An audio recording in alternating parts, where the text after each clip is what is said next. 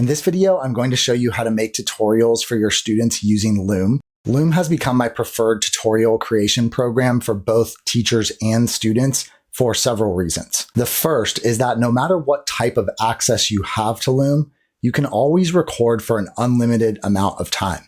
And Loom offers its pro features entirely free for teachers and students as long as you can verify that you're affiliated with a school. I also just really like the call-out features for the desktop version of Loom. And the other thing I like about it is the ease with which you can share videos after they've been created. My name is Kary, and this is my YouTube channel for the new EdTech classroom.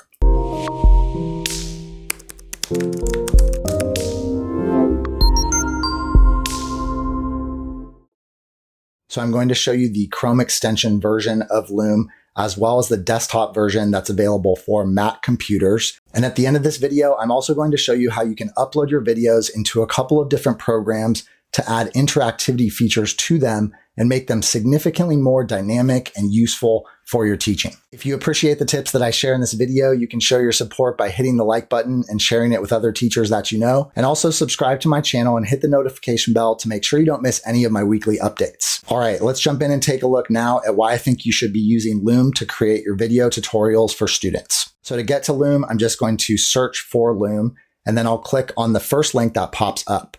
Before we get in, I just want to show you a little bit about the pricing structure here. So if you click on pricing, you'll notice that the Pro version is free for all educators and students to use. It's pretty straightforward to get that Pro access. You just need to click on the Free for Educators link. That will send you through the process of answering some questions just to verify that you are in fact affiliated with a school, and you will need to sign up for the Pro account with your school email address. If you want additional information, you can also go to this Loom for Education page, and there's information on this page, for example, about how they comply with different privacy rules. So if you need that information, it's there for you to access. So first, I'm actually just going to show you what the entirely free version looks like. So I'm going to go up here to Get Loom for Free. And then we're going to start by just looking at the Chrome extension version of Loom. So if you click Install Extension, it's going to send you over to the Chrome Web Store. And there you can click Add Extension in order to add that extension to your browser. And then once it's installed, you'll just want to make sure that it is actually pinned to your browser. And then you'll see the extension show up. So let's say that I want to create a video tutorial for my students,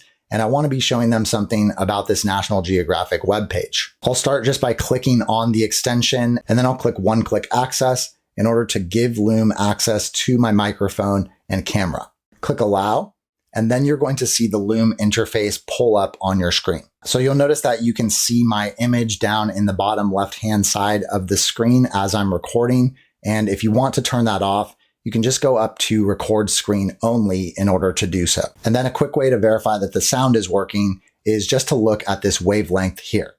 If it's moving, then it's detecting your sound. You also have the option to record your full desktop or just one tab. Personally, I almost always record my entire desktop just because I'm usually jumping around to multiple tabs and I want to make sure that everything gets recorded. So once you're ready to record, you just click Start Recording. You'll be asked if you want to share your screen, select Share, and then you'll see that it initiates a countdown timer. When you're recording, you'll notice that you can do some basic things like toggle the menu on or off. You could cancel the recording if you wanted to cancel it. And you could also pause the recording if you needed to do something like stop and take a breath or take a quick break. And then after you're finished explaining what you want to explain, you can end your recording by clicking on the green check or by clicking on the extension above. Immediately after finishing that recording, it's going to send you over to Loom's web page. And once you get there, you'll see that your video is loading. So there are a couple of things you can do on this page. You can change the title of your video, for example. So I'll just relabel this assignment so that it aligns with my labeling system for the rest of the work that I assign to my students.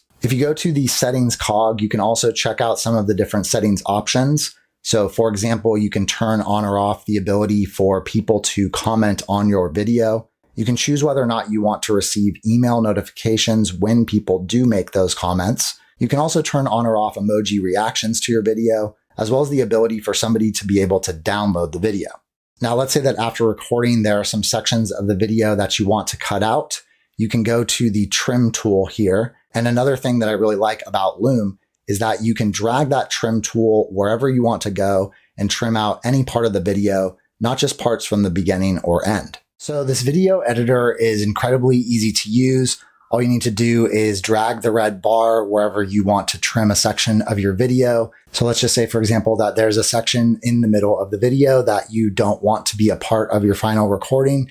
You can go ahead and just drag that red bar over, then click remove, and it will get rid of that section. Once you're finished with the video, you have a few different options for how you can access it. You can download it here, and we're going to look at that in just a moment. Or you can copy the link and then share it with your students, either through email or just posting it wherever you need them to be able to access the video. You'll see that you can also change the share settings, so you can choose how restrictive you would like access to this video to be. But one thing I like about it is that it's set to a default where anyone with the link is able to view it. So you don't have to worry about actually going in and changing the share settings so that somebody is able to watch it. Now I want to show you the downloadable app version of Loom. So again, you will only be able to use this downloadable app if you are a Mac user. To get it, just click download app. Then you'll go through the process of installing the application. And when you're ready to record your screen, you can either search for Loom in the applications or click on it in the menu bar at the top of your screen. You'll see that the interface is very similar to the extension version. There are some additional functions, however, that I'm going to show you. So if you'd prefer to customize the image that shows up on your icon,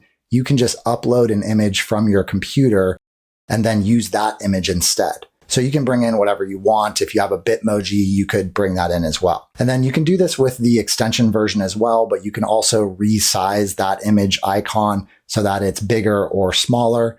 With this desktop version, you do have some different options for how you would share your screen. So for example, you can choose to just share a custom sized part of your screen. So here, this is going to function very similar to a screenshot. You'll see that I can just drag over the part of the screen that I want to share, and it will only share that part of the screen with students. You'll see that after you click start recording, it will pop up a menu bar on the left-hand side of the screen. And there is a draw tool here that I really like. So it'll allow you to select some different thicknesses for your electronic stylus. And then you can also customize the color. So you could use this to point to specific places on your screen that you want to call students' attention to. And the really cool thing about it is that the digital ink doesn't stay permanently on the screen. It's just a temporary feature. So you can use it a little bit more fluidly, and it has more functionality, I think, than something that would just be permanently there on the screen. It's kind of a perfect blend between a laser pointer that would go away immediately and more permanent marking over the web page. So I really like it. It's a pretty cool tool. And then if you didn't have the draw tool selected, you could also call students' attention to places on the screen by just using the mouse click call out, which will add this little pop bubble when you click on a part of the screen. You'll see that after you stop the recording, it's going to send you back to a Loom web page again.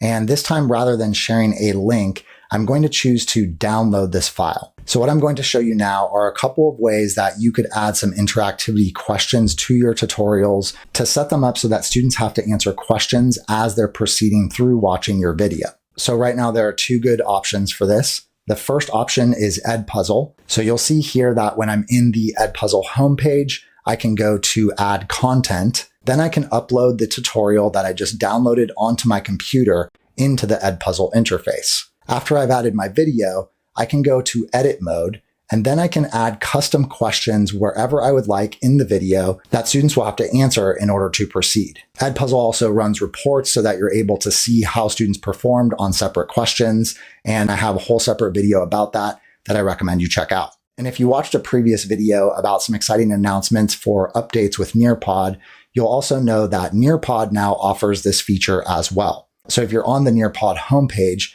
you'll see that you're able to select video as one of the types of lessons that you can create. That will also give you an option to upload a video into Nearpod, and then you can also add interactivity tools to this video that students would need to answer. These are fully customizable, and if you're running a live Nearpod lesson with your students, you can actually see their answers to those questions coming through on your teacher interface in real time. And then after the fact, you can also pull reports so that you're able to see exactly how students answered on each of the different questions. This ability to add interactivity to video is a huge step up from having students just watch a video all the way through with no checks for understanding. So I definitely recommend that you take advantage of these features and start pushing out interactive tutorials made with Loom to your students. This video is teacher directed and focused on how to use Loom for creating tutorials for your classroom. However, I also think that teaching students how to screen record can be incredibly powerful. You can have them create videos that prove that they're able to do certain things with their computer, like perform basic foundational technology skills or search for reliable sources online, for example. And another way that screen capture can be really useful for students is that if they're having some difficulty with a program or some application that you're using with your students, you can always have them take a screen capture video